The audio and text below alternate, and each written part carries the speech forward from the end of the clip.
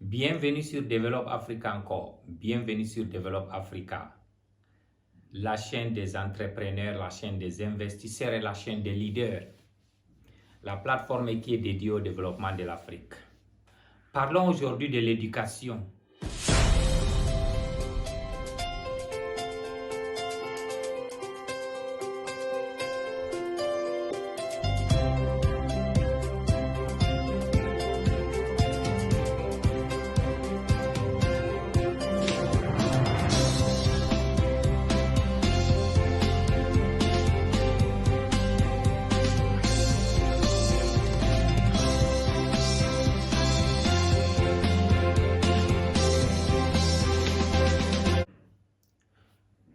Nous savons tous que l'éducation auquel nous avons reçu en Afrique, cette éducation était dédiée pour gérer nos pays après l'indépendance. Ça veut dire devenir des travailleurs de l'État, qu'on appelle en anglais les civil servants, ou devenir des employés d'une société. Cette éducation ne nous permet pas de faire de grandes œuvres. Cette éducation ne nous permet pas de développer ce continent. Cette éducation ne nous permettait pas de voir grand. Cette éducation ne nous permet pas d'inventer beaucoup de choses. Alors, si notre génération, on s'est rendu compte de cette éducation, qu'est-ce qu'on doit faire? C'est que sur ce qu'aujourd'hui, quand tu restes, tu t'assois, tu essayes de vérifier tous les nombres d'années quelqu'un va à l'école, peut-être jusqu'en doctorat, il te faut une vingtaine d'années. Mais sur ces vingtaines d'années-là, quelqu'un sort pour aller chercher le travail. Ça veut dire, comment se fait-il qu'après 20 et quelques années de dur labeur, tu n'as même pas une expérience, quelque chose que toi tu peux amener dans ce monde-là qui est important. Entre nous, et on se dit que cette éducation, elle est importante. Elle est importante comment? Ça, c'est la question que je me pose. Comment se fait-il que cette éducation-là, elle est importante? Elle est importante comment? Essayons de voir, s'il vous plaît. Est-ce que vraiment elle est importante? On est allé à l'école pendant une vingtaine d'années pour sortir maintenant chercher le travail ou dans le gouvernement ou la société. On est même arrivé à un certain niveau maintenant. Pour trouver même ce travail-là, tu es obligé d'aller brader, donner un peu d'argent, faire la corruption parce que tu ne mérites même pas cette position. Il y en a des milliers qui sont comme toi. Pourquoi ne pas changer ce système d'éducation-là? Il faut qu'on la change pour essayer d'évoluer. Parce que la seule chose qui paye aujourd'hui, c'est l'auto-éducation. Ça veut dire que toi-même, tu dois t'auto-éduquer après l'école. Tu dois commencer maintenant à te mettre en valeur. Tu dois maîtriser quelque chose que tu es professionnel, que le monde entier a besoin de tes services. Tu dois faire la chose la plus importante, que les gens vont travailler avec toi. Ça, c'est clair. Alors, comment tu vas le faire? Comment tu vas le faire? Ça, c'est ma question. Comment tu vas arriver? Parce que cette éducation auquel on a reçu n'a jamais été valeureuse. Elle n'a jamais donné une valeur exceptionnelle. Elle n'a jamais fait quelque chose d'extraordinaire. Comment arrivons-nous à le faire, à avancer?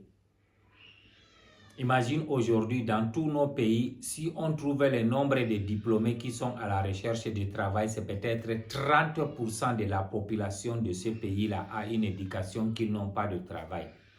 Le gouvernement n'a pas une situation comment les aider. Est-ce que nous, dans le peuple, on peut réfléchir comment chercher à s'orienter dans des différents domaines pour faire à ce qu'on soit utile pour notre pays, pour notre continent? Je vous donne un exemple. On dit quelqu'un, il a un doctorat en sciences économiques, mais à la fin, si tu vois, il ne peut même pas manager l'économie de sa propre maison, son foyer, l'économie de sa famille. Manager pour que ça grandisse, il n'y a pas. Tu vois un professeur qui enseigne dans une grande université, qui est locataire encore pendant 20 ans de travail. Tu vois un professeur qui est vraiment intelligent, qui travaille pendant des années. Il ne peut même pas gérer 30 jours de son salaire. Maintenant, toi, tu veux que cette personne-là te donne quelle éducation? On dit souvent dans la vie, on doit suivre les gens qui ont réussi. Maintenant, ce genre de personnes-là, nous, on va les suivre comment? C'est comme tu vas m'apprendre à gagner de l'argent, mais toi, tu es pauvre. Comment ça va marcher? Toi, tu n'as jamais eu d'argent, mais tu veux m'apprendre comment gagner de l'argent. Mais ce n'est pas possible, non? Maintenant, c'est ça qu'on doit essayer de changer dans notre système d'éducation. Cette éducation nous a freinés, elle nous a reculés en arrière. Essayons de voir aujourd'hui tous les gens qui ont réussi dans cette vie-là, qui ont fait quelque chose de grandiose. Ils n'ont pas forcément l'éducation de banque de l'école, mais ils ont l'éducation, ils ont l'expérience de la vie. C'est des gens, des personnes qui ont lu beaucoup de bouquins. C'est des gens, des personnes qui ont fait des choses extraordinaires dans leur vie, qui ont forgé des choses, qui ont inventé les choses. Toutes les grandes personnes qui ont inventé les choses dans ce monde-là n'ont pas ces grands diplômes-là.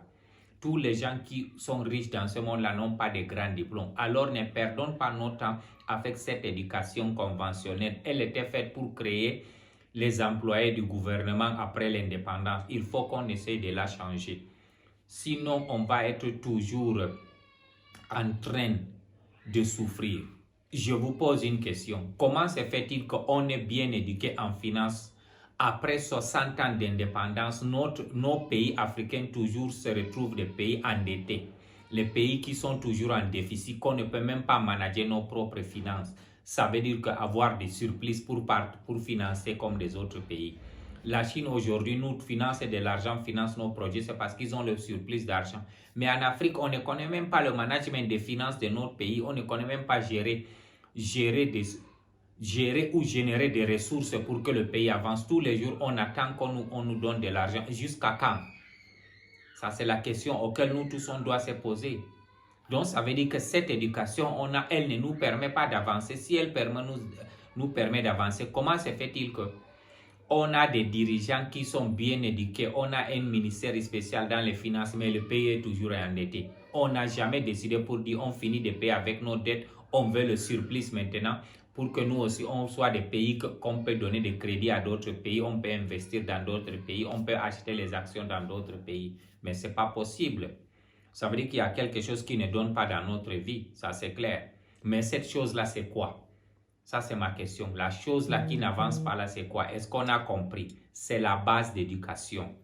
Si aujourd'hui, on a compris l'éducation de la prospérité financière, on a compris comment créer de l'argent, comment créer les richesses, les emplois, toutes les difficultés qu'on a dans nos pays-là, ces difficultés-là ne devaient pas arriver. Si vous voyez les conflits aujourd'hui, on arrive, c'est un problème économique. Si vous voyez les problèmes que les Africains se trouvent, la base de leurs problèmes, ça veut dire que l'économie a été mal comprise, mal gérée. On n'a pas l'éducation de cette économie, mesdames et messieurs.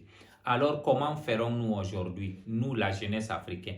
On doit essayer de changer ce système d'éducation. On doit créer quelque chose qu'on appelle awareness, là, le réveil de conscience, de comprendre exactement qu'il y a des situations auxquelles on se trouve et cette situation mérite des actions légales. Il faut qu'on fasse les actions, il faut qu'on prenne des actions pour changer ça. Parce que d'ici 20 ans, quand tu calcules dans tous les pays de l'Afrique, là, tu vas trouver les 1/3 de la population africaine a des diplômes qui ne servent à rien et ils ne peuvent pas trouver de travail, ils sont dans le chômage. Ça veut dire qu'on ne serait jamais en paix. On va être en paix, c'est quand tout le monde travaille. Tu ne peux pas graduer, sortir de l'université, aller t'asseoir encore à la maison de tes parents, on te donne à manger. C'est quand même une honte. Pourquoi? C'est parce que tu n'as rien à offrir. Il y a aussi beaucoup de choses à faire en Afrique. L'Afrique, c'est un terrain vierge. Comment se fait-il qu'après 60 ans, on appelle des experts dans d'autres pays pour dire qu'ils vont venir nous restructurer nos gouvernements? Donc, ça veut dire qu'on n'a rien compris, on n'a rien appris après 60 ans. Essayons de nous réveiller, de voir grand. Essayons de changer notre système d'éducation. La jeunesse de maintenant, essayons de s'auto-éduquer. Ça veut dire aller dans des recherches les plus profondes, chercher des grandes conférences, comment changer ta vie. Il faut chercher à t'entourer des gens qui ont compris la vie, qui ont réussi, les gens qui ont les preuves palpables. Il ne faut pas suivre des menteurs qui n'ont rien à t'offrir. Il faut te encercler, il faut vivre avec des gens, il faut avoir un cercle qui développe, qui réfléchit, qui trouve des solutions, qui ont des idéologies, mesdames et messieurs. On doit continuer cette vidéo, plus encore s'il y a des questions sur l'éducation, parce que ça c'est la base d'une société. Si la société est bien éduquée, ça veut dire que les gens connaissent là où ils partent. Merci beaucoup, souscrivez sur notre chaîne YouTube Develop Africa. On est en train d'avancer. Merci beaucoup. S'il y a des questions, on est ouvert, on est prêt à vous répondre. Merci.